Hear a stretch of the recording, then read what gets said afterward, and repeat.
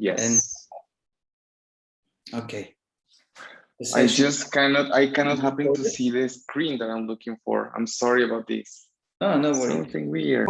So you have time until 1:35, okay?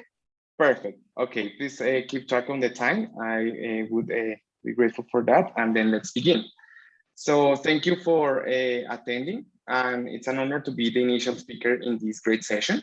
So my name is Camilo Granados. I am a job market candidate at from the University of Washington, where I just recently defended my dissertation. But I am also affiliated currently at the Banco de la República, and then the usual disclaimer applies. These are only my views. Now, my paper is titled Strategic Macroprudential Policy Making and When Does Cooperation Pay Off?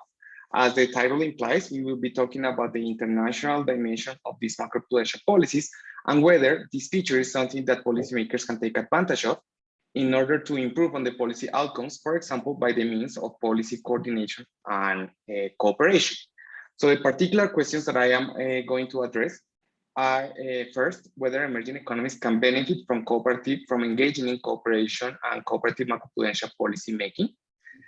And secondly, if that is the case, what are the mechanisms driving the welfare gains that may show up? The cooperation among the emerging market economies? Actually, I'm going to check a very wide menu of policy regimes. So I'm going to have emerging economies cooperating, but I'm also going to have emerging economies cooperating with a financial center, and I'm also going to have a global cooperative regime. And then in terms of the motivation, it goes back to the global financial cycle phenomenon, according to which many countries, particularly the emerging ones, are at the mercy of the cycles that are being imposed by the financial centers or the bigger players in these financial markets. But we see that there is a recently available policy toolkit for navigating this global financial cycle, and those are the macroprudential policy tools. There is evidence that from the literature and empirically that these can be effective on their direct targets, albeit with often with unintended spillover effects, right? And there is less progress in terms of understanding these external effects, and that is what I would like to contribute understanding, at least a little, of course. Now, what I do is that I'm going to take on a normative perspective, and I'm going to set a multi-periphery open economy model with representative banks in each economy. In each of my 3 economies, there will be 2 emerging economies and 1 financial center. These banks will display financial frictions, and then there will be a macroprudential policy in place.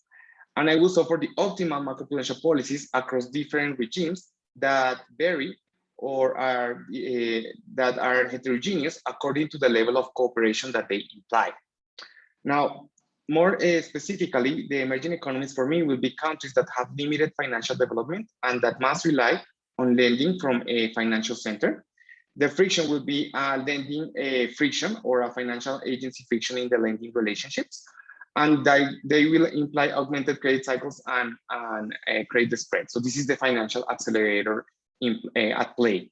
And in order to mitigate that, there will be available a macroprudential policy tax on the banking sector, which is similar to a leverage requirement. Now, I will be able also to consider different regimes, a wide menu of policy regimes, because I have 3 economies and 4 possible different configurations of potential policy regimes that change depending on whether they decide to cooperate or not. So in terms of the contribution, this is the first paper that considers first the interactions of emerging economies with general equilibrium effects. And so not only center to periphery interactions, but also periphery to periphery interactions. But they also face an active center that exerts strong policy spillovers on them. And I will also consider a larger menu of cooperative regimes. Now, the literature has also considered similar, has also included studies on the potential coordination of financial regulation, particularly in terms of capital controls, liquidity requirements, and capital adequacy. There are 2 big lessons from that literature. For the sake of time, I will summarize them very briefly. The first one is that by the means of cooperation, it could be possible to achieve a state in which a lower level of interventionism is required in order to intervene as a macroprudential regulator. My first mechanism that is welfare improving aligns exactly with that, right? We will remove some conflicting policy incentives for policymakers that show up in absence of cooperation, and then we will end up with more stable taxes. Other part of the literature finds that under cooperation, there is some scope for higher level of interventionism, right? But that is only because of particular features that my paper and other papers in the literature do not have. In particular, in my framework, the rest of the world that is not engaging in cooperation could act in retaliation. And that is going to be a key driver of these different results. I also find another mechanism that is unique to this banking framework, and that is related to the capacity that will be heightened and the incentive as well for global creditors to steer capital flows globally to the destinations that are more productive. And this would be also welfare increase. Now, empirically, what we see is that there has been a post-financial crisis recovery in the capital flows that has concentrated more largely than before in the emerging economies. This is the blue area here. And when we disentangle these flows to emerging economies, we see that we're talking mostly about portfolio flows and about banking flows, which tend to be the most volatile types of flows. There has been an associated policy response consisting on utilizing more macroprudential policy tools, right, as we see here on this plot on the left. But also when you check the policy stance that they are taking on, and you create an index that take on positive values and higher values if there have been policy tightenings at the macro level, and negative if there have been policy relaxations, we see that after the crisis, the usual policy has been that of tightenings, although that tends to move somehow cyclically and also to move across economies, which is something that I also verify in another paper. So there is some international dimension of these policies, right? So before jumping into the models, I'm going to provide some preview of the results. What we find is that cooperation can be helpful in many regimes, right? In several regimes, but not any type of cooperation is productive. Only the cooperation where the center is actively cooperative, right? Actually, I generated a ranking. The best regime is that of global cooperation, where every country is cooperating. The second best regime is that of a cooperation between the center and a subset of the emerging economies that I call A here. The third best regime is the non-cooperative equilibrium. And there, interestingly, there is a regime that delivers welfare losses of cooperation, which is the cooperation between emerging economies only, and by disregarding the potential cooperation of the center, right? The good cooperation regimes will deliver welfare increases that are sizable and equivalent to 12 to 15% increase in average consumption, whereas the bad cooperation regime is going to deliver a 6% consumption loss at the global level, right? These gains and losses are non-trivial, and that occurs due to a particular feature of the banking environment, which is the property that the banks retain profits. Then the policies that affect their profits are going to have longer-lived effects on the balance sheet and net worth of the banking sector.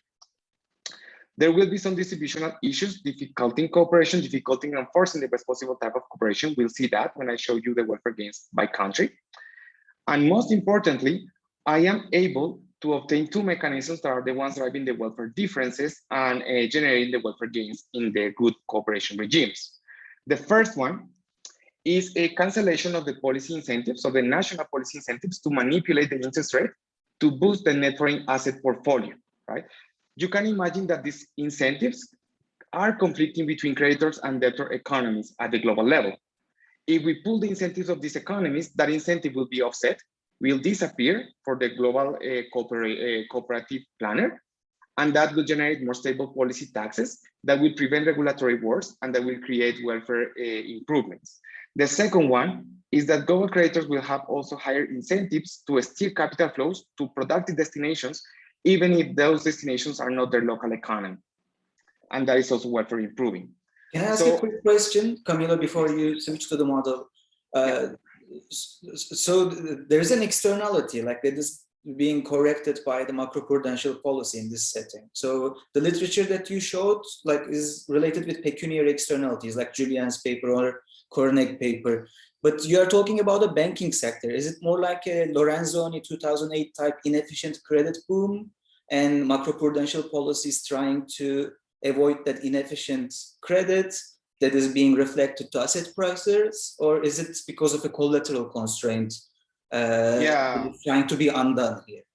It is not related to the collateral constraint particularly, because I will have instead a Gertrude type of incentive compatibility constraint. So what, instead of having a price of collateral driving the fluctuation, the financial flows in this economy and affecting the welfare of the agents, what I will have is that mitigating the financial frictions creates an inefficiency, right? And it augments the credit spread at each economy level. Then this will be costly in terms of efficiency for the economy, and then this will be mitigated with optimal policy in each regime. But it's not related to that, it's related to the cost of carving down the credit flows, as you just mentioned. We will see that in a moment when we see the nature of the banking friction, okay? So, but first we'll see a smaller scale model that I said. This is not the one that I used to do the welfare accounting exercise. For that, I use a larger scale DSG model, but here I can get some important insights. So this will be a 3 periods model. This will be a toy model, if you may. This will be a production economy. In the first period, the capital will be predetermined, but for the second and third period production, there will have to be capital accumulation, right? And for those periods, firms will fund their capital acquisition by using banking loans. But those banks will be first subject to a costly enforcement friction. They can divert a portion of the assets they intermediate, and hence they are charged with a macroprudential policy tax in order to mitigate that, the effects of that distortion. But they also retain profits.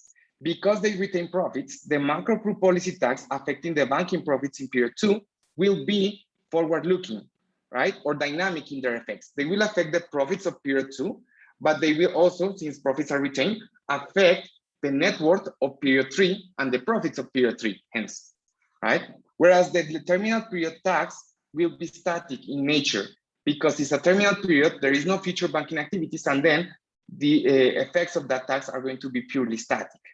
So the thing that I want to outline here, the 2 things that I want to outline here from this toy model is that the welfare effects from the forward-looking tax or from the dynamic tax are going to be stronger than those of the static or terminal tax. Thus, it is going to be important for my welfare exercise to account for the entirety of the effects of the policy effects or for the dynamic effects that this macroprudential policy tax may have, and that will increase the effects of policy relative to studies on other types of policies such as capital flows. The other thing that I want to outline from this small model is that I'm able to obtain analytical expressions for the optimal taxes of every regime. And when we compare the optimal tax, the optimal macropru tax of incorporation, we will see that that will be equal to the optimal macropru tax in absence of cooperation plus a wedge. And the wedge will provide me with the 2 mechanisms that are generating welfare differences.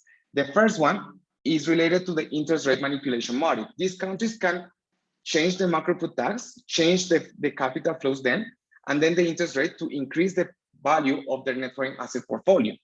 But it turns out every country can do that. If we pull the incentives of countries wanting to increase the interest rate and to decrease the interest rate, we see that under cooperation, we end up with a cancellation of that incentive. This term is also present in the optimal non-cooperative tax, but with a positive sign. It will cancel out. This will remove sources of variation from the macro-pro taxes under cooperation, and that will generate more stable taxes, higher financial stability, and welfare gains. The second motive is an additional motive for carving down the credit flows at the local economy in the center, and then relocate the capital intermediation from local to global destinations and towards emerging economies. And the reason which this is welfare improving is because those economies are going to be more productive in terms of their capital returns. And that will be welfare improving as well. Now, jumping on to the main model, what I do here is just to set a larger scale version of that model. We have very similar agents. We have households that are bankers. We have firms that fund their capital acquisition with banking loans. And then we have a representative bank in each of these 3 economies. The 2 emerging economies will rely on foreign lending that is coming from the center bank, right? So they have this financial dependency. And I am also going to be able, because this model is dynamic and stochastic, to account for the entirety of the story of the policy effects of these macroprudential policy taxes, their persistency and the effects on the banking sector. Now, if we take a look to at the banking sector, we see that this is a setup very similar to Gertrude and Karate, except that I modified it slightly in order to account for this global financially integrated economies environment. What we have here in the balance sheet is that on one side, we have the assets they intermediate to the firms in order to acquire physical capital. And on the other side of the balance sheet, we have the net worth, but also the foreign lending that is coming from center economies.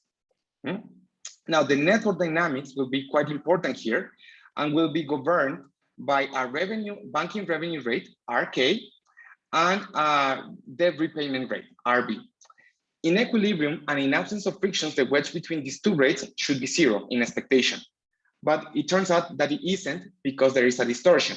And because of that, there will be a macroprudential policy in place affecting the revenue rate that will smooth the credit spread and the credit cycles. Okay. Now, if we take a look at the actual problem that the bank solved, they just want to maximize the franchise value of the banking activities, which is given by the present value of the net worth. This is a framework with entry and exit of banks, which is a technical feature that is quite relevant here. They will maximize that subject to the net worth dynamics, to the balance sheet dynamics, and also to an incentive compatibility constraint. And that, of course, because banks here can divert a portion kappa of the assets they intermediate. So we want the value of the bank to be larger than that. And that will increase the credit spread, as we can see here from the first order condition. Here, the first order condition we have 4 minutes left. Yeah, here the first order condition shows that the spread is going to be positive if this constraint binds, which is all that I wanted to say here. The structure of the banking sector at the center is going to be quite similar, except that they are global creditors. And then the foreign lend flows show up on the asset side. Okay, and then we can jump into the policy problems that we solve. We consider 4 policy regimes. First, the global cooperation model, in which there is a central planner, a single planner, trying to maximize the global welfare, which is given by the weighted welfare of the economies, and the weights are given by their population sizes, the relative population sizes. They maximize that subject to the private equilibrium conditions, and they do that by setting the entirety of this planner does that by setting the policy toolkit, the Macroprudential policy toolkit. That is one regime. The other 2 regimes that are semi-cooperative or that include some type of cooperation are the ones in which the center forms a coalition with an emerging economy A. They try to maximize the welfare of that coalition by setting the tools of that coalition. And another regime is that of emerging cooperation, in which emerging economies form a coalition. They try to maximize the welfare of that coalition by setting their emerging policy toolkit. And they play strategically against the rest of the world, which is the center. Now we have the non-cooperative equilibrium, in which each country has one national planner trying to maximize the national welfare by setting the national tax. Okay, so we have these 4 policy regimes. What we can do is a welfare comparison exercise, and I do it here in relation or with respect to the first best. I show here the consumption equivalent compensation units that we find, which basically states, for example, this -3.2 here, that if agents that are in the first best in a regime without distortions, and they would transition to the globally cooperative model, they would undergo a 3% consumption loss globally. Now that sounds very bad, but it's not as bad as the absence of cooperation or the non-cooperative model that delivers a 16% consumption loss relative to the first best. Okay, so what we have is that here, those in green are those in which cooperation is productive relative to the NASH, to the absence of cooperation. And then the cooperation by the center is the feature that ends up mattering. Not every type of cooperation improves on NASH. Particularly the emerging economies are going to be affected negatively if they engage in a cooperation that does not involve the center.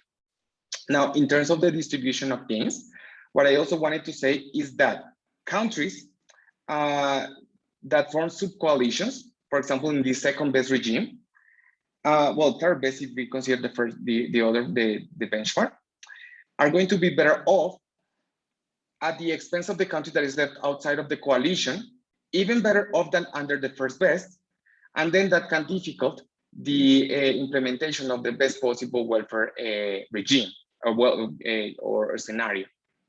Now, if we want to consider what are the mechanisms generating these differences, again, the first one is a portfolio cancellation effect that will generate higher smoothness of the cooperative taxes because policymakers will not be pursuing portfolio value augmenting goals that are non-macroprudential and that do not increase financial stability.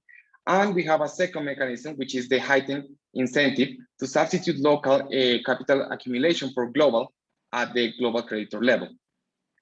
Now, finally, to conclude, I set a multi-country open economy model here with financially integrated banks in a dynamic setup. For the setup to be dynamic, it's important for welfare comparison aims. And that allows me to generate important differences in welfare across regime that generates a well-defined welfare ranking that tells me that cooperation can be fruitful relative to Nash when the center is involved in the cooperative effort and that it would be counterproductive otherwise. Now, as for the sources of gain, I'm able to identify those. The first one is the elimination of national incentives to manipulate the interest rate that would generate more stable taxes, financial stability, and welfare increases. And also the higher incentive to steer capital inflows to emerging economies that are more productive economies in terms of the capital productivity. Now, the gains are going to be higher if more emerging economies participate, and that's how I rationalize the rest of the ranking. But there are some distributional challenges. The emerging economies may want to participate from these coalitions, but they don't want other emerging economies to participate, and the center is happy to be part of a smaller coalition. Still, even with that, the recommendation is that given a participating center, the cooperation should be promoted even at the emerging level, because the more emerging economies that are involved, the better at the global level. And that's it. Thank you. Thank you very much, Camilo. Very interesting. Because we are running out of time, like let's say the discussion at the end of the session. Yeah, at the end. You guys Thanks. stay here. Now, the floor is Hidehiko's, and he's going to present his paper. Hidehiko, you have time until 1:58. Would that be fine? Yes, thank you very much. 1:50. Okay. Perfect. The floor is yours. Okay. Okay, can you see my slide? Can you hear me too? Yes, everything perfect. Okay, thank you very much. So the title of my paper is Monetary and Macroprudential Policies and the Dollar-Denominated Foreign Debt. So here's the introduction. So emerging economy debt is predominantly denominated in dollar. So according to the BIS data, about 80% of the foreign debt held by major emerging economies is still in dollar. And it is well known that the dollar-denominated foreign debt is a key risk factor for emerging economies because local currency depreciation increases the value of foreign debt.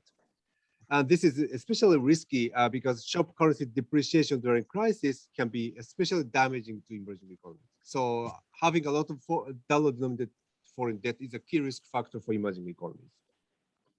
Now, as kind of mentioned in the previous presentation, so recent literature about emerging economies crisis, typically sudden stops, the papers in this literature typically advocates macroprudential capital control to correct overborrowing. So due to the pecuniary externality associated with the borrowing constraint, private agents overborrow in normal times, then the optimal policy is to impose a capital control to correct overborrowing.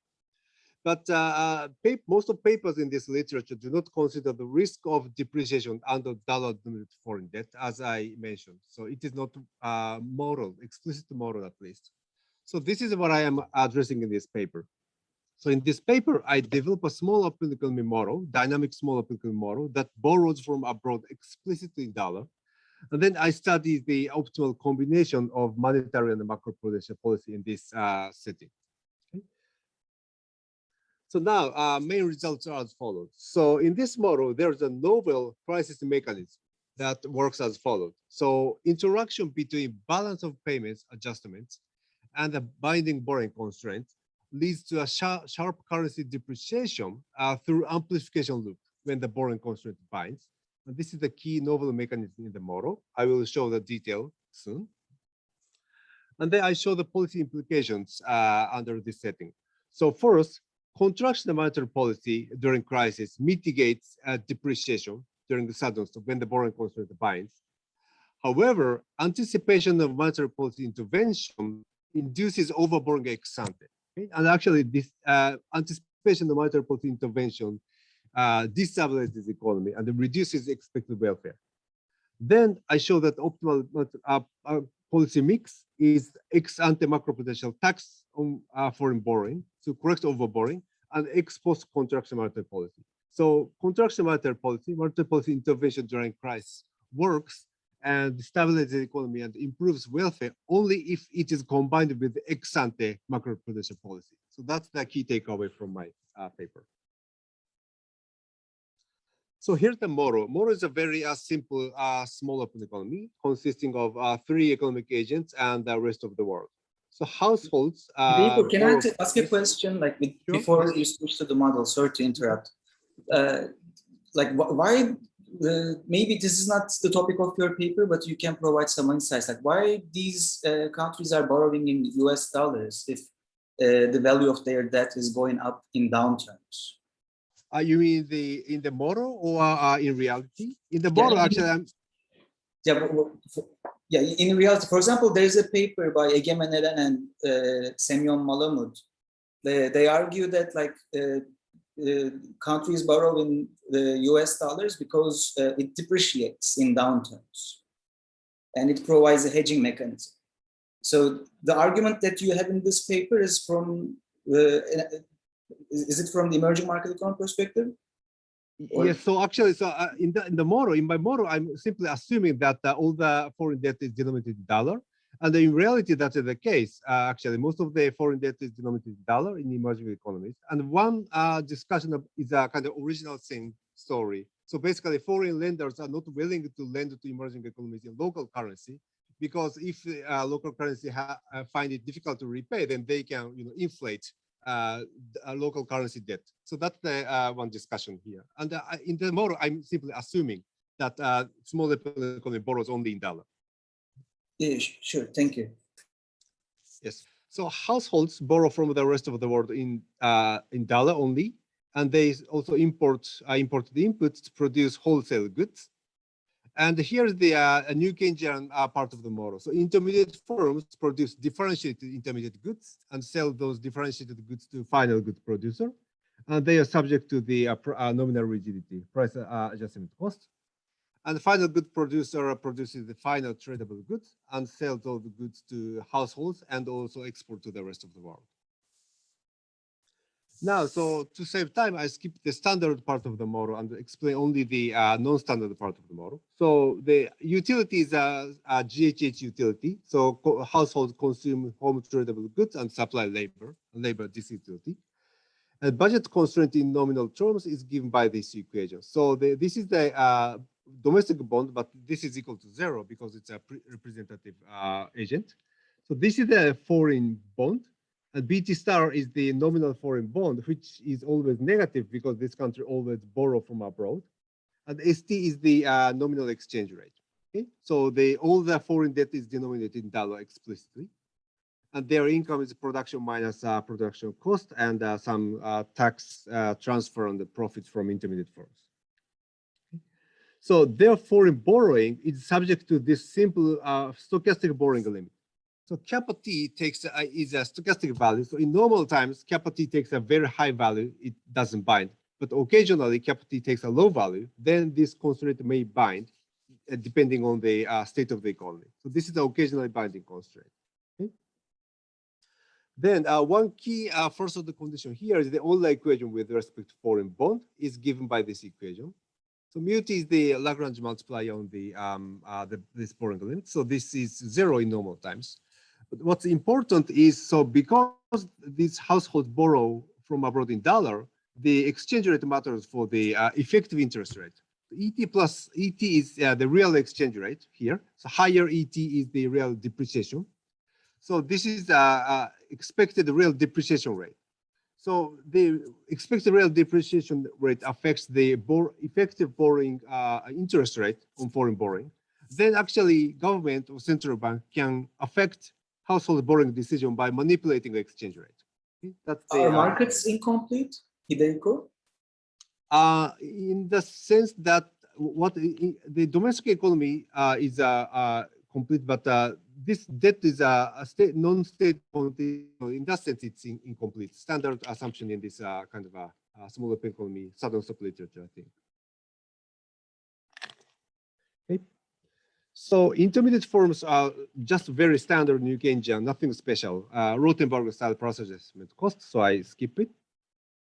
So the final tradable goods production is also just a standard CS aggregation. And what's important here is that the exports of this final tradable goods face downward sloping demand from abroad.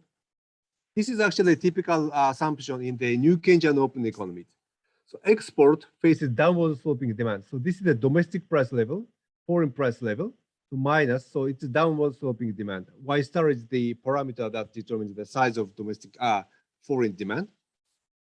And the real exchange rate is actually flip of this thing, reciprocal of this thing. So it can be written like this. So ET is real exchange rate. So as real exchange rate depreciates, ET becomes higher and export increases. Okay. Now, combining the household budget constraint and the market clearing condition of this final tradable goods, we can get this balance of payments identity, which is a very standard balance of payments identity. So the net export minus import is equal to net capital outflows. Okay, so this is the capital outflow repayment of the previous period debt, and this is the capital inflow, new borrowing. Okay, so this is standard balance of payments identity, but this is the key equation in this model. So that's it for the model. So, but there are two externalities in this model. So to characterize the externalities, I set up the social planner's problem and derive the difference between the social planner solution and the decentralized equilibrium. The first externality appears in the borrowing decision in normal times. Okay, so this is the old equation in normal times by the social planner. And this term is the new term. This is the externality term. I call this an ex-ante balance of payments externality. Okay, the intuition is as follows. So borrowing less at period T would cause real appreciation at next period through the balance of payments identity. And this relaxes the borrowing constraint when it is binding. Okay, that's the social benefit of reducing borrowing less at period T. And this appears here. But households take the real exchange rate as given, so they do not internalize this effect. As a result, they do not internalize this effect, and households overborrow in normal times. So this is different from the pecuniary externality through the asset price. But through this balance of payments externality, households overborrow in normal times.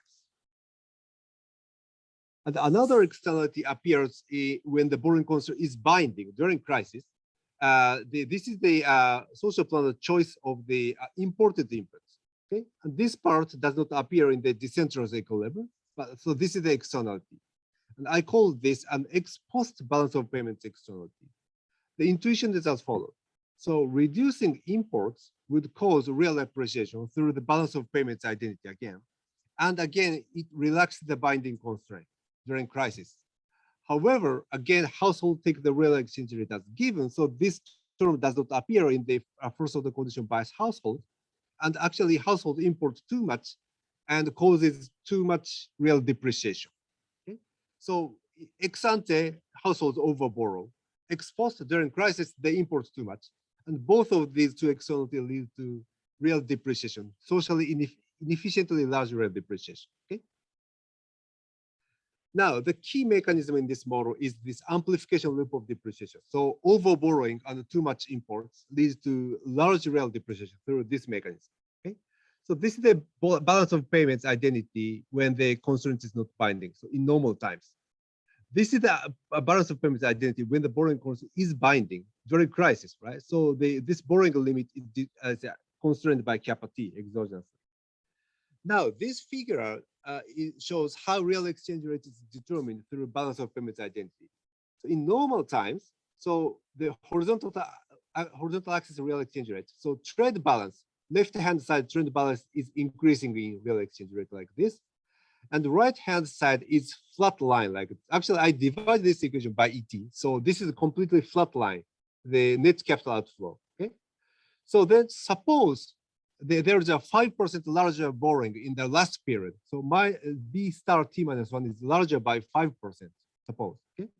then this flat line shifts upwards like this.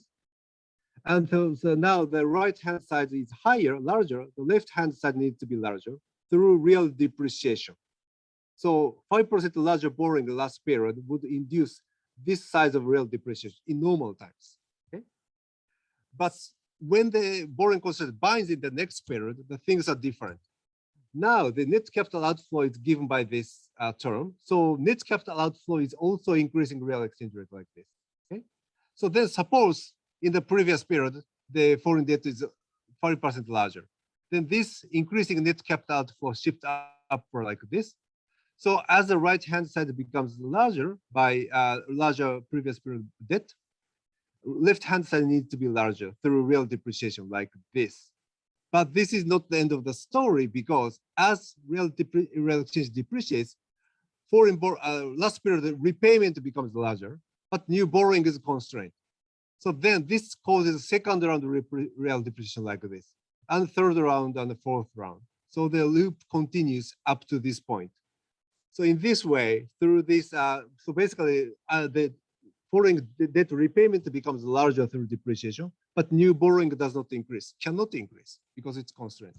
So through this amplification, only when the borrowing constraint binds, over borrowing by households leads to very large real depreciation. So that's the key mechanism in this model. Now then, so under this setting, I consider the optimal policies. So first, I consider only the monetary policy, okay, without macroprudential tax. So I consider the optimal discretionary monetary policy without macroprudential tax. Then I analytically show that optimal discretionary monetary policy is, in normal times, it's contractionary. So contractionary, what I mean by contractionary is kind of lower inflation rate or increasing nominal interest rate. Okay? So in normal times, the issue is overborrowing by household.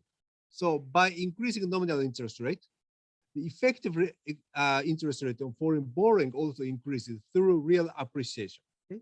By this way, central bank or government can mitigate overborrowing at least partially by contraction monetary policy in normal times.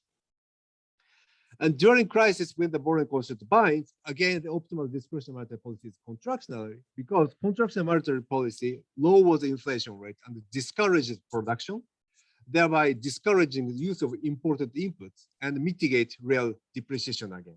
Okay? So in normal times, both in normal times during crisis, optimal discretionary monetary policy is contractionary. Now I introduce macroprudential tax. The macroprudential tax appears like this. So it basically increases the effective interest rate on foreign borrowing to correct over borrowing. This is similar to other papers like Bianchi Mendoza papers. Okay. Now, combined with this type of macroprudential tax, optimal discretionary monetary policy is slightly different. In normal times, setting the inflation rate at the target. This is very straightforward because now overborrowing is handled, corrected by macroprudential tax. There is no special role for monetary policy in normal times. Then monetary policy should minimize the inflation rate cost by setting the inflation rate to target. But during crisis, still monetary policy intervention is necessary because macroprudential tax cannot correct too much imports. So therefore, still, even combined with the macroprudential tax, during crisis, monetary policy intervention is necessary.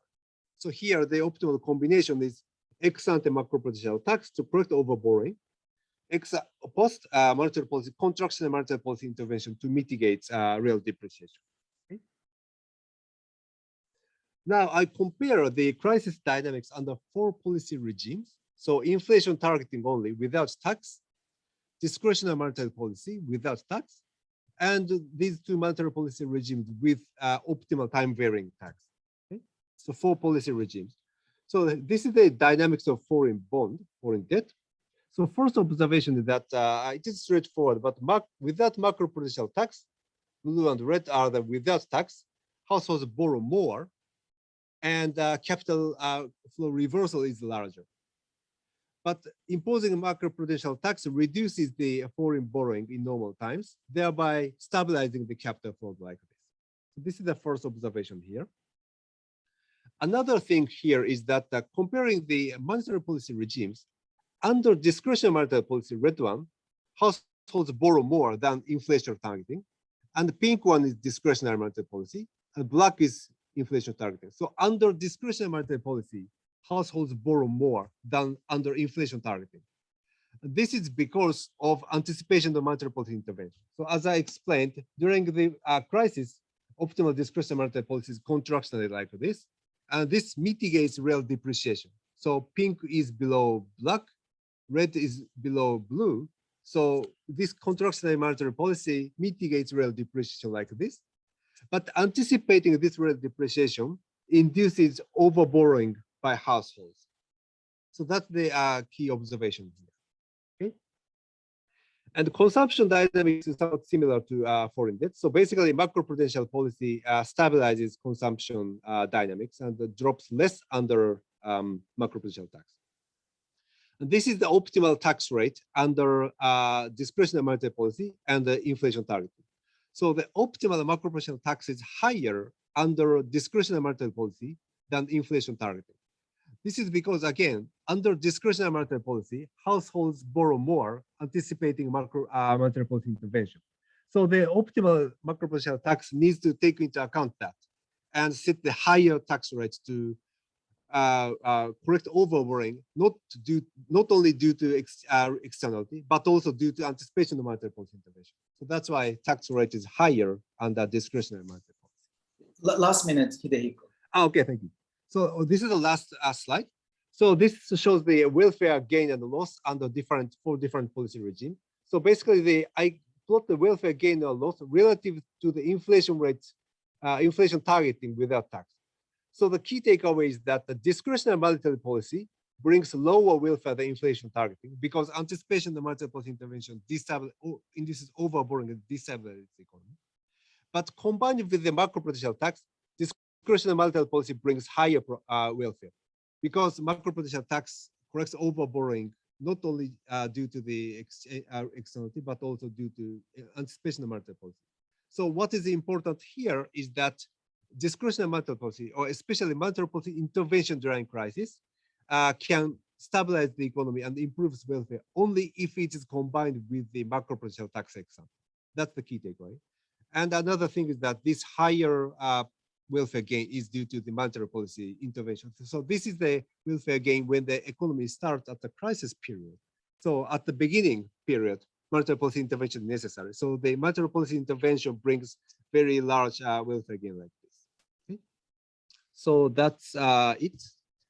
So yeah, this is the conclusion. Okay, we are 1 minute, like actually we are 4 minutes behind the schedule, but very interesting, Hidehiko. I will read your paper also. Like, it is very relevant to my research as well. Now, like, because we don't have time, like I would like to discuss the paper and ask questions, but maybe I can email them to you. But I have to, we have to like move on, and now we will have Santiago Camara, and he's going to present his paper. Tank meets Diaz Alejandro. Santiago, yeah, floor is yours. Very good pronunciation there. So can you see my screen? Okay. Well, first of all, thank you very much for the invitation to present here. Let's start with the motivation to this paper. In basically, Latin America is one of the regions with the highest disparities in terms of income and wealth inequalities, for example, or differences in educational attainments. Also in heterogeneity in access to financial markets. And while these are topics a lot of literature in, for example, development economics has studied in detail, I want to study what are the implications in a macro environment. And another motivation is that agricultural commodities in these in several of these Latin American economies play two important roles.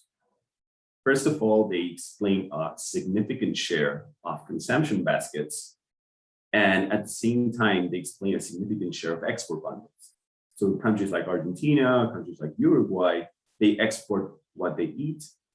And so I'm gonna try to argue that how prices move and how policy reacts to these price movements is something important, of crucial importance.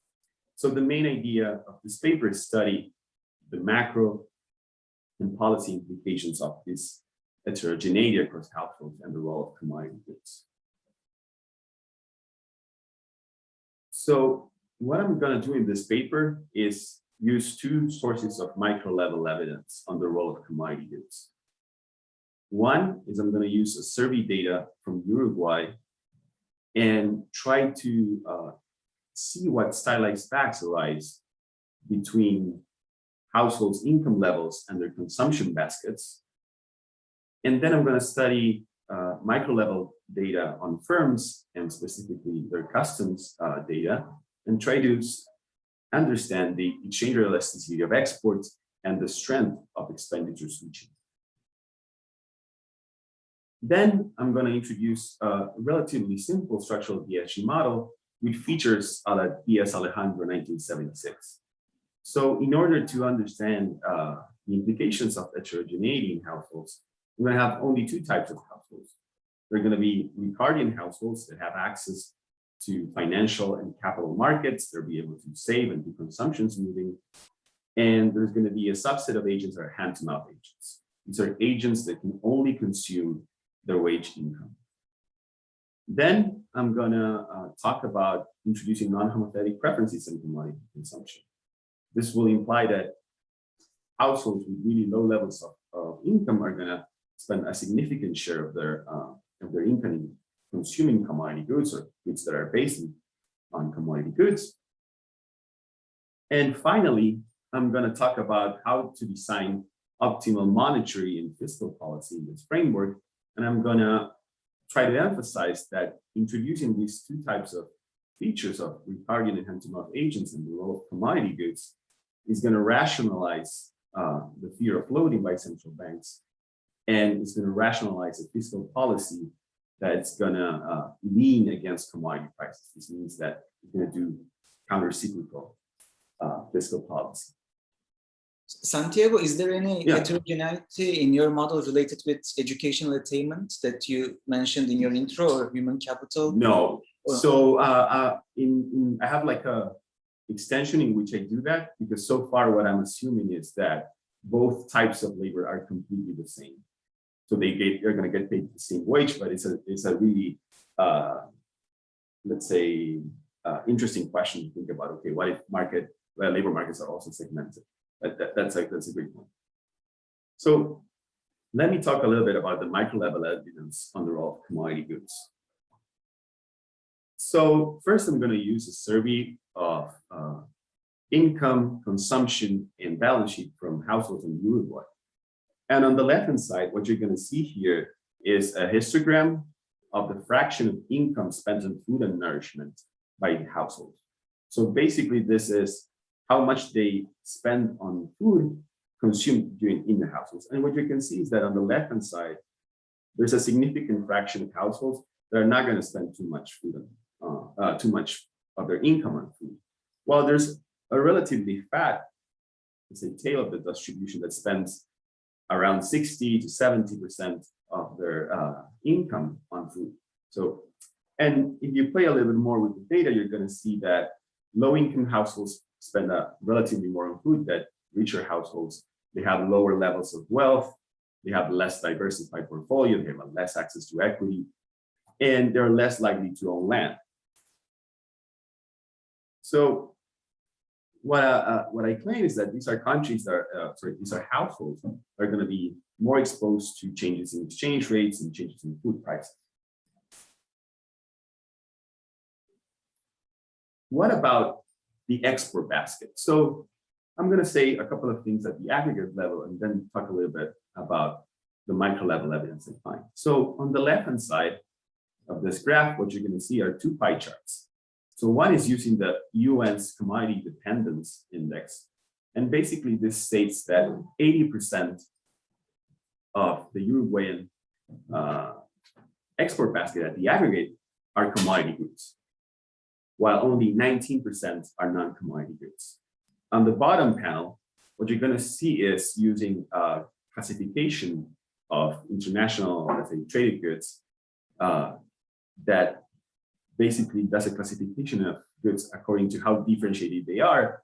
And basically what you can see from these graphs is that these are this is a country in which the export basket is highly skewed to commodity goods that take us given world prices. They depend a lot on natural conditions and let's say the productivity of the land. And these are these are goods that will not react strongly to the exchange rate. So if the exchange rate moves around a lot, that's not going to react strongly in terms of the quantities exported. And what I exploit the micro level evidence is if I focus on non-commodity goods and use a methodology by Berman and co-authors in a QJ paper in 2012, I'm also going to find that the exchange rate elasticity is significantly low. And this is in line with recent papers like Virakopina about dollar pricing and how quantities exported do not react to changes in dollar pricing. So what I take from here is that if there's a trade balance adjustment, for example, if there's a rise in the foreign interest rates, then the trade balance can only adjust to lower imports or a lower consumption of commodity goods. This is in order to export more, you have to reduce your consumption of commodity goods. So now let me talk about introducing a two-agent mutation model with some features a la Diaz-Alejandro, right? So I'll try not to show you too many equations, and let me talk to you about the main features of the model. So we're going to have Ricardian and Hampton-Alpha agents, and just to emphasize the mechanisms, I'm going to assume that this fraction is a half.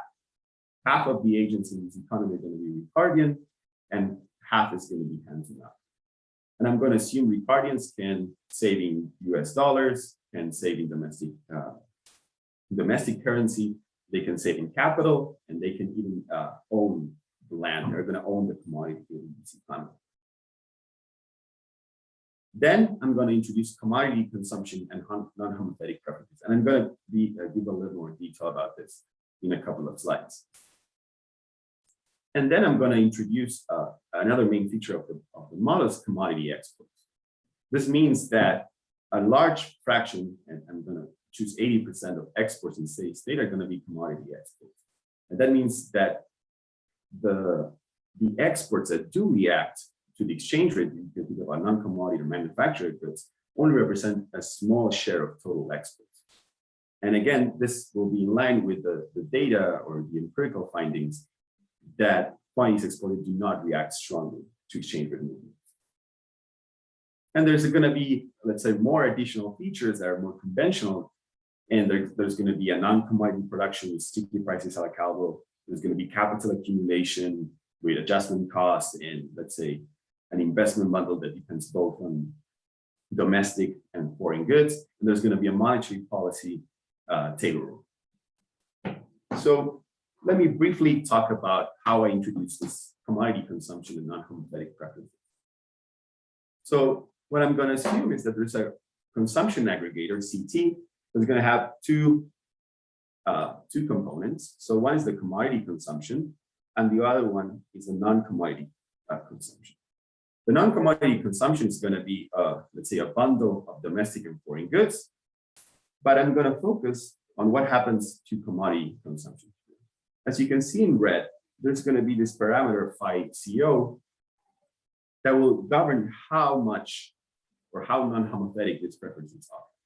This means that households, when their income levels are relatively low, they're going to spend a significant share of their income in this non-commodity goods. So let me show this graphically how this impacts the allocation of consumption across these groups. So here what you're seeing is the share of income spent on each of these goods when this alpha CO is a half, and the phi CO is equal to 0. So in this case, these are completely standard Koch-Douglas preferences, so they're going to spend half of their income on each of these goods. As I increase phi CO, this is going to get significantly different, as for low income levels, agents are going to spend a significant share of their income in this commodity good. And this will get much, let's say, much worse as I keep on increasing phi CO. So what I'm going to think about, or what I'm going to try to to see how this, let's say, these features is going to imply for macroeconomic dynamics, especially if there's a shock that both reduces the income levels of agents in this economy and increases the price, the domestic price of the commodity good. So what I'm going to introduce here is a foreign interest rate shock. And this is going to affect this economy through a UIP condition. So we have this UIP condition, it's an increase in the foreign interest rate. There are two ways this economy, from a perspective of the central bank, can react. So one is to let the exchange rate depreciate, or the other one is to raise the domestic interest rate. So what's the mechanism through which this foreign interest rate is going to affect small open economy? Well, it's going to depreciate the exchange rate. It's going to create pass-through and increase inflation. The Taylor rule is going to kick in and increase the interest rate. That will, let's say, introduce an intertemporal substitution for the Ricardian household. It's going to drop consumption, it's trying to drop investment. And in terms of the trade balance, this is going to introduce expenditure switching in the sense that imports are going to get more expensive, but exports are not going to react fast. Again, this is due to most of the export bundle depending on commodities. So let me talk about how is this going to affect the small open economy. So on the bottom panel, you're going to see the rise in the interest rate. Then ST here is the exchange rate. So you're going to see that exchange rate depreciates. There's on the center panel, you're going to see that the domestic interest rate is going to react by raising the rate. And then we're going to see that aggregate consumption falls down. And you can see here is that this is going to affect, for example, the different households in this economy differently, in the sense that in here, what you're going to see is that the consumption of Ricardian households is going to drop, but the consumption of the hand-to-mouth agents is going to drop in a more hung-ship way. So one of the questions I ask myself is, what happens if I increase this phi CO? How I increase this non-homothetic preferences? So what you're going to see is that as I increase a little bit the role of these non-homothetic preferences, well, consumption by the households that are hand-to-mouth drops a little bit, and the consumption of the Ricardian households, let's say, drops less than before. If I really increase phi CO, the non-homothetic preferences, what we're going to see is that the consumption of hand-to-mouth agents really falls in this case. And again, the consumption of Ricardian house seems to fall less than a standard situation in which there's no non-homothetic preferences. So let me briefly talk about optimal policy here. And I'm going to try to emphasize which role plays monetary policy in this model. So what I'm going to introduce is a change in the monetary policy rule, in the Taylor rule, that will react to a depreciation rate. So basically, this parameter phi s means that the Taylor rule is going to react to the depreciation rate. It's going to react by raising rates to counter a depreciation of the exchange rate. And then I'm going to introduce a fiscal policy rule, in which basically there's going to be some exogenous shock or some exogenous part of the expenditure rule, and there's going to be an endogenous component that will depend on deviations of, let's say, commodity income from some steady state. And this parameter tau c, is going to, let's say, govern the procyclicality of this government expenditure.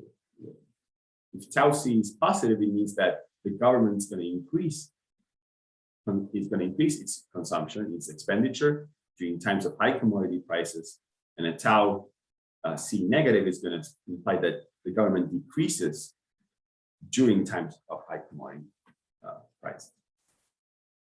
So I asked my households which preferences they like the most, and Ricardian households like a freely floating exchange rate and a really procyclical government expenditure. And I don't want to spend too much time on this because this is basically what previous literature has found in terms of representative agents household. So let me just show you what happens or what are the preferences of hand-to-mouth households. In this case, households, they prefer a really counter-cyclical expenditure rule. They really want the government to cut on government expenditure when there's a boom in commodity prices, and they want a measure or some degree of let's say counterweighting depreciations. This is when there's a shock that depreciates the currency. They want the central bank to raise rates to curtail the depreciation.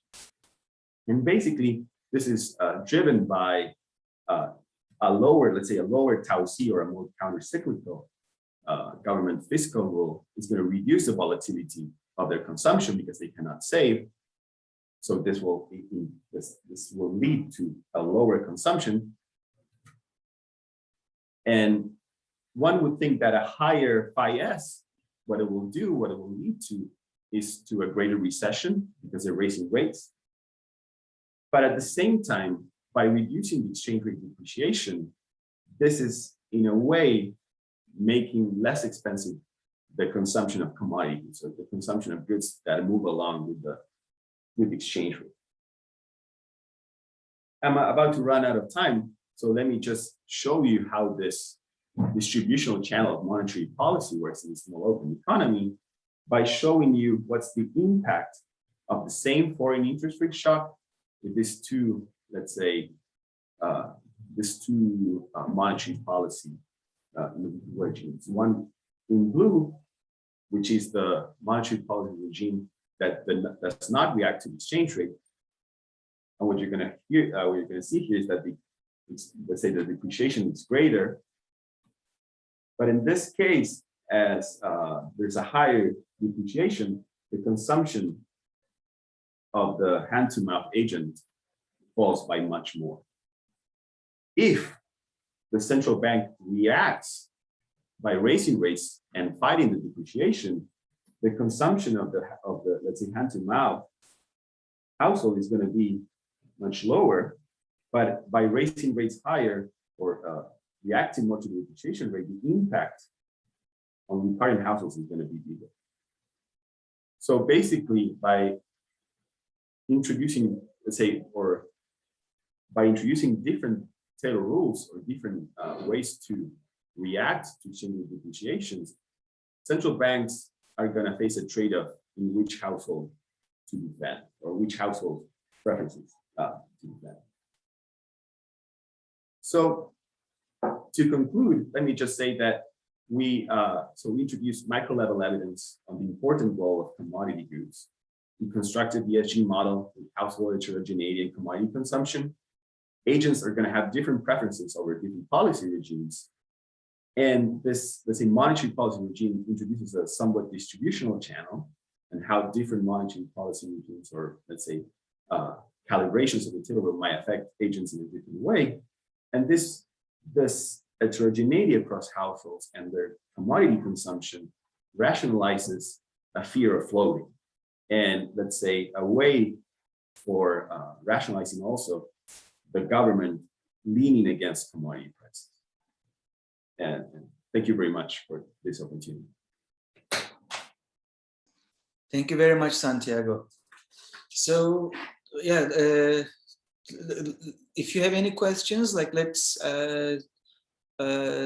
direct them to Santiago, like at the end of the session. Like I will try to finish by 2:40, and I will stay 5 more minutes in the session. And if you have time, like we can also have discussion, and you can stay longer, of course.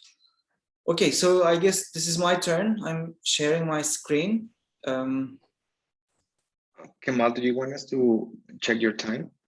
Let you know when you Sure, have 5 minutes left or something? Okay. Yeah, of course. Like then you can let me know, Camilo. Yeah. Can you can see my screen now? Yeah, we can. Okay, perfect. So this is joint work with Fabio Gironi from the University of Washington, and we basically ask like whether interest rate uncertainty can be used as a capital management tool, capital flow management tool. in order to adjust the composition of the capital account between short-term securities, bonds, and also like long-term assets like foreign direct investment.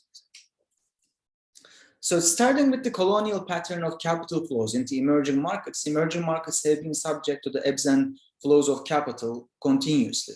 But the most recent period shows a change in the nature of these capital flows by showing that these capital flows become more volatile, and also there is a surge in the size of these capital flows. This graph shows the portfolio flows into emerging markets between April 2006 and December 2013. Even within this time period, we see that the change in the direction becomes more and more frequent over time, and it is becoming also larger in magnitude, especially after the advanced economy central bank unconventional policies. We see huge inflows into the emerging markets.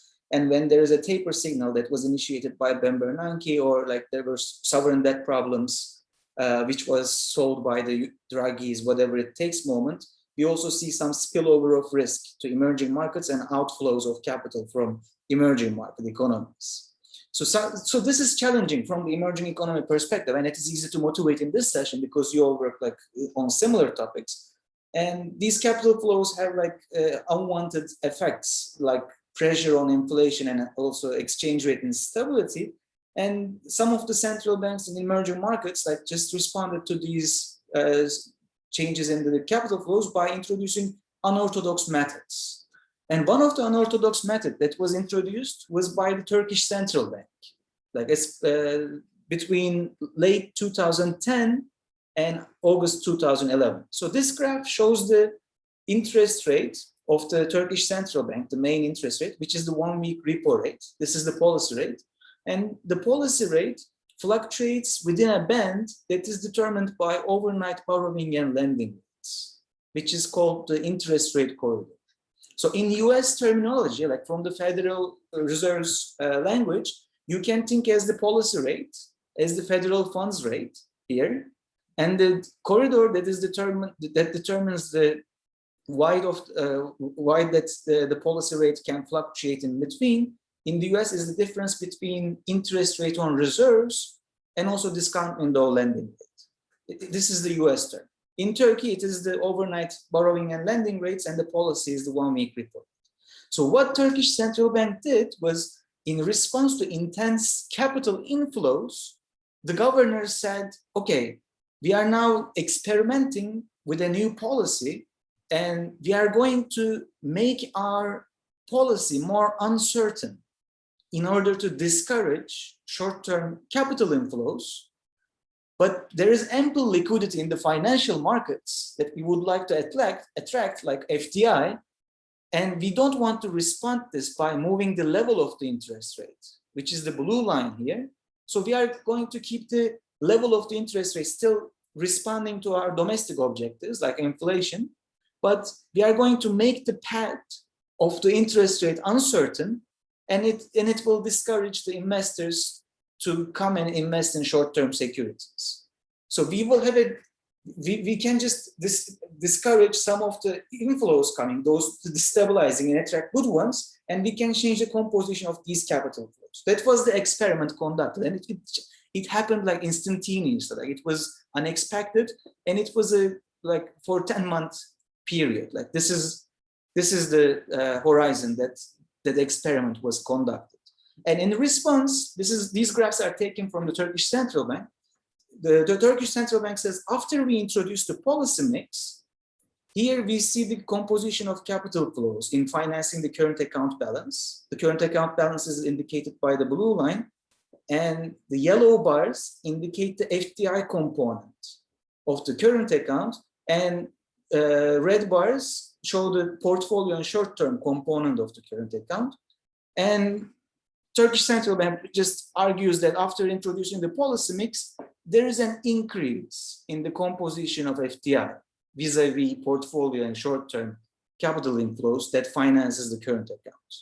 If you see the percentage of yellow bar in total is increasing over time after the policy mix. But this is not very informative, right? Because the period coincides with the global financial crisis, And we don't know whether this is because of a mean reversion effect or is a direct effect of the policy. So it is hard to identify like from just seeing this graph. And they did this experiment. They conducted this experiment without any rigorous model. And we thought with Fabio that, okay, it would be interesting to study such policy in a rigorous model and what are the repercussions within and across countries, and what is the immediate effect like in our very standard international macro models. So against this background, like we basically in this paper asked like, whether using interest rate uncertainty as a policy tool is effective in dampening inefficient capital inflows. First of all, like in order to discourage something, it needs to be inefficient, right? In order to make it welfare improving. And for example, in Hideiko's paper, it is related with the pecuniary externality there. So we won't have any collateral constraints in this paper, but I will be more explicit about what we mean by inefficient capital inflows. And the second question we ask is like whether interest rate uncertainty policy adjusts the composition of capital inflows between short-term bonds and FDI coming into one economy. And after being able to provide answers to these two questions, a natural question to answer is like, what are the possible trade-offs faced by a central banker? Because there's a huge debate like whether central bankers should respond to international factors or should they just focus on their domestic objective of inflation targeting. So what is the trade-off between your like inflation objective versus controlling the composition of capital account or the discouraging inefficient capital inflows? So in order to answer these questions, we develop an open economy macro model in which the central bank uses the interest rate volatility as a policy tool. So we carefully distinguish between bond and FDI flows, and we introduce incomplete international financial markets across the region. Incomplete financial markets is important for two reasons. First, net foreign assets will be an important transmission of volatility shocks, which we consider as like interest rate uncertainty created in the emerging market economy. But also, due to incomplete international financial markets, there will be imperfect risk sharing across the region.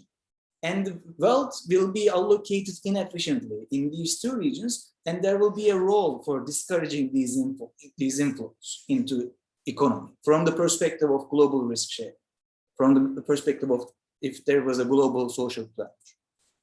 And finally, in order to make the conventional policy tool, interest rates, effective, we introduce endogenous movements in markups by Rothenberg stickiness in wages and prices, which is standard.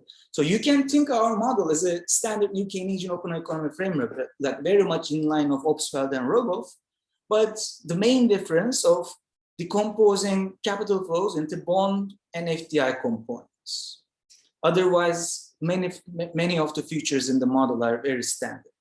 And second, we use this framework, unlike the previous literature, because we would like to trace the transmission and propagation of uncertainty, volatility, we solve it by using higher order approximation technique. So we employ a third order approximation technique in order to solve and trace the transmission of uncertainty in this model. We model the uncertainty in the domestic policy interest rate through a stochastic volatility process, as in Justinian and Primiceri's famous paper, AER 2008.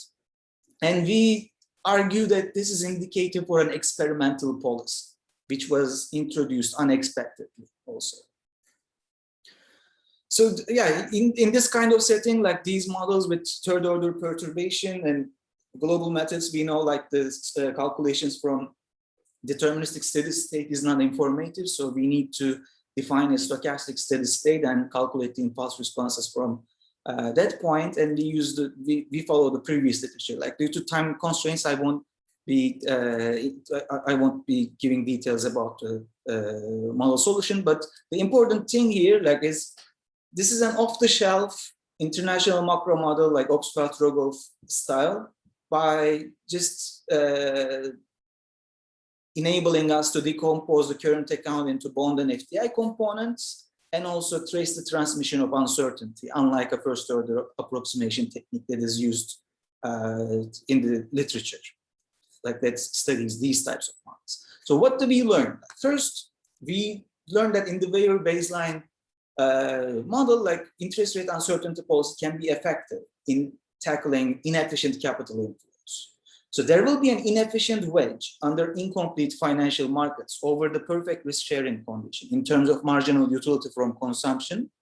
And this wedge will move in response to a global financial cycle that generates capital inflows into one region, and it will move in the other direction when there is uncertainty on the interest rate of the emerging market economy, offsetting the fluctuations in the wedge over the perfect risk sharing condition, which implies that there will be some improvement on the risk sharing.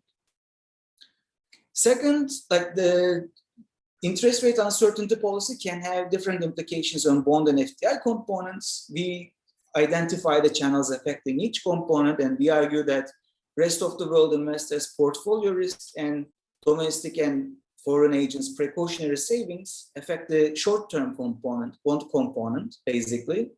But markups related with firms' pricing decisions affect the FDI component heavily. And I will talk more about this markup channel, because my time is super limited here. And especially when markup channel is operative, it is extremely important whether exports are priced in producer currency pricing or dominant currency pricing or local currency pricing.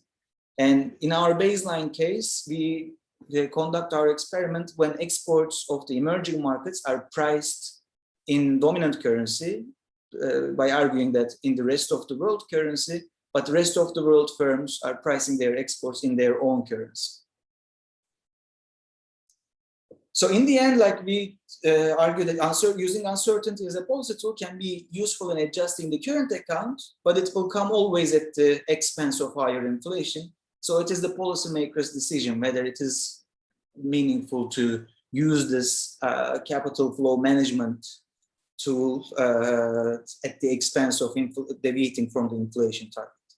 In the paper, we have many extensions. So if you're interested, I would encourage you to take a look, but I won't be able to discuss those. Like we have experiments with if it takes longer to conduct FTI, what happens, and under certainty, like we see wait and see effects, like slow moving of FTI.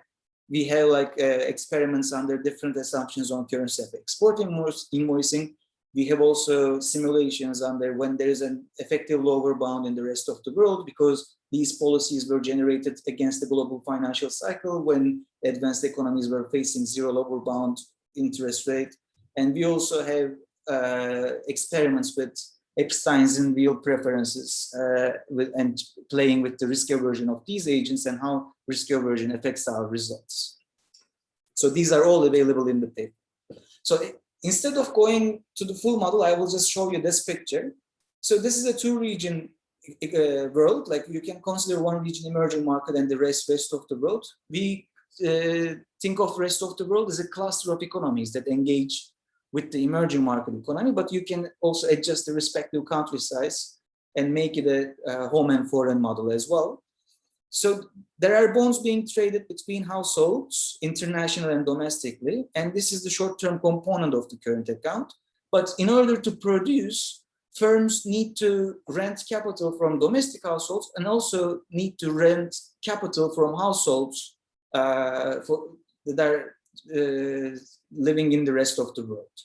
And the rest of the world investors are producing capital in emerging market economy and renting capital, physical capital, into emerging market economy firms and receiving a rental gain in emerging market economy currency and bringing that rental gain back to their household in the rest of the world. And this is the FDI component of the current account that we argue.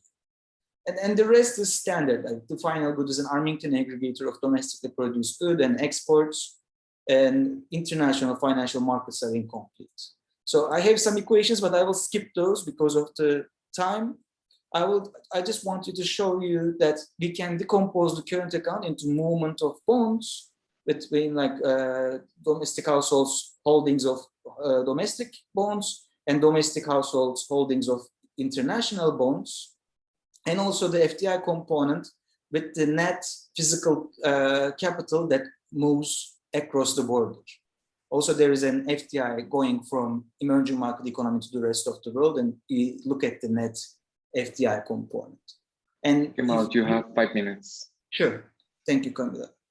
And if you think that these are both one period assets, and what is the difference between making FDI longer term, as I said in the intro, like we have also experiments with time to build for FDI condition, like, and we increase time to build up to 4 periods in appendices and see how it moves.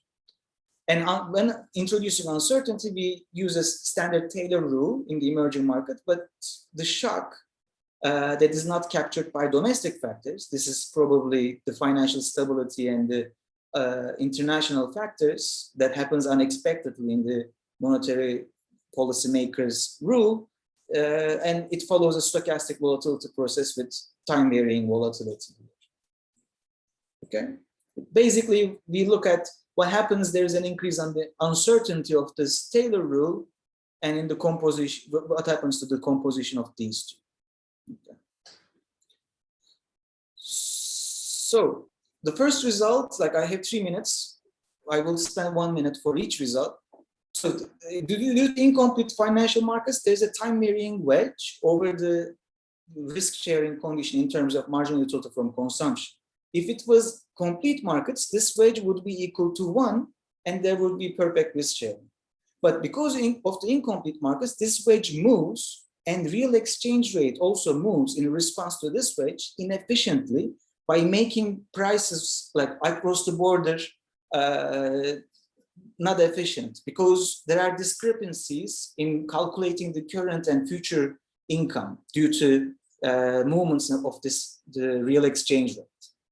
And we are basically looking at what happens to this wedge in response to financial flows into the emerging market economy and in response to uncertainty in the next period that is introduced by the emerging market economy central bank.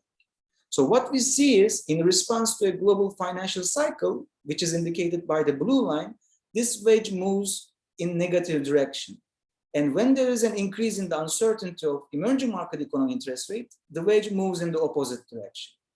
So here we are not working on the optimal policy, so we are not interested in what is the magnitude of the volatility like that closes this wedge perfectly, but the takeaway is that uncertainty in the emerging market economy can be used to offset the fluctuation in the inefficient risk-sharing condition.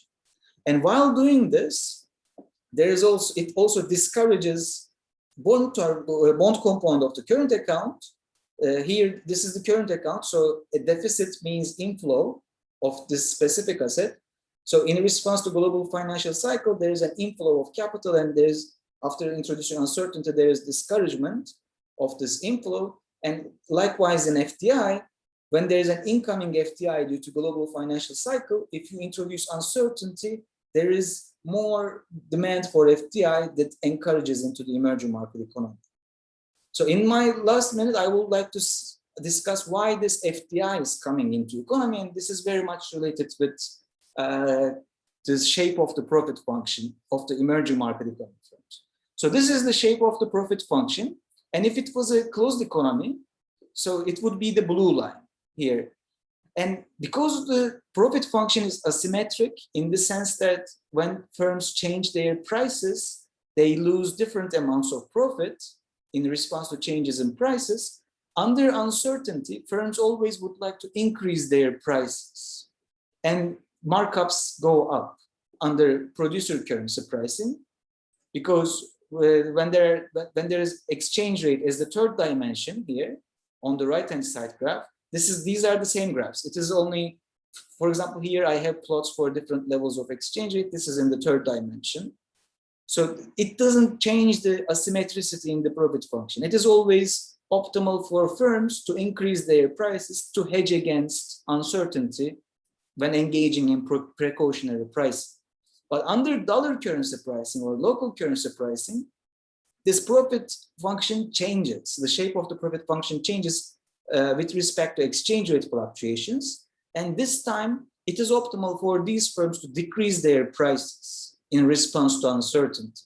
And when decreasing their prices, markups go down when interest rate uncertainty is being employed by the emerging market economy central bank. And when markups go down, these firms would like to produce more. And when producing more, they demand more inputs, including the incoming FDI. And it encourages FDI coming into the emerging market economy. So just to sum up, like due to limited time, I just wanted to highlight the main issue in the paper, but in the paper we argue that it might be meaningful, like for the central bank to use uncertainty as a policy tool, but it depends on the cases. We are not giving any policy advice. This is extremely important because this is only a plain vanilla international macro model, and we also show that in our appendices that if you play with some crucial ingredients, the results are subject to changing qualitatively, not only quantitatively, but qualitatively. So it is important to identify which feature is the most dominant for the country being analyzed. And it should be also considered that this type of policy is always inflationary, and policymakers should make the decision whether they would like to control the external account at the expense of inflation. Okay, thank you very much.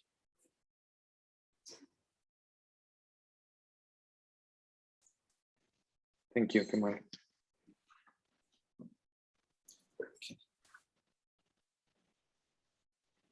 So yeah, sorry, like it was super short, like for each of us.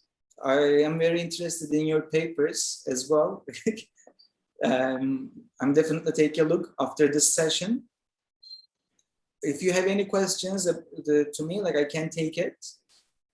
Otherwise, I have one. Sure. Kemal. Now that your presentation is the one that is more fresh in our minds right now. So I just have a quick doubt. So basically, the short-term assets are the bonds in this STLized model, and the FDI are the international physical capital flows. Yes. Right. This is what. And then, yeah. So basically, in this framework, every type of bond is relatively undesirable, is what you would have. No, and then like some efficient and inefficient bonds or something like that, or maybe the excess of bonds is the one that is inefficient but not all together. It's not about the bond, like, so there is no external, there is no collateral constraint, like in for example Hideyko's model. Hideyko's model has this collateral constraint, and you can see that there's a pecuniary externality. Here the externality is from the international risk sharing. So it doesn't matter like which bond you are using for consumption smoothing from the perspective of the domestic agent, but it affects the international risk sharing. So in response to uncertainty, precautionary savings are at work, like consumption goes down in emerging markets, but because the emerging market economy debt is becoming riskier due to policy, agents shift away from using domestic economy debt to using rest of the world bonds for consumption smoothing purposes. And it just changes the composition of the capital account and tilts it from the bond component to foreign direct investment component. But in the end, in the first place, when there were inflows, they were inefficient because of the like violating the perfect risk sharing across the board. So that's the externality in the model. Like we have also an aggregate demand externality, like due to sticky prices, like studied by Ivan Werning and Emmanuel Farhi. But we show that under uncertainty, sticky prices do not aggravate the situation, because in our framework, what does uncertainty do? Uncertainty decreases consumption and increases prices. So if prices are sticky, so prices move in a like move slowly, right? It doesn't jump.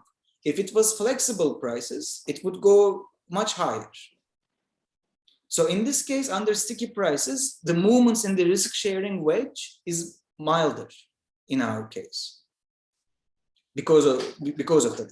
It works differently, like when you evaluate these models like under perfect foresight.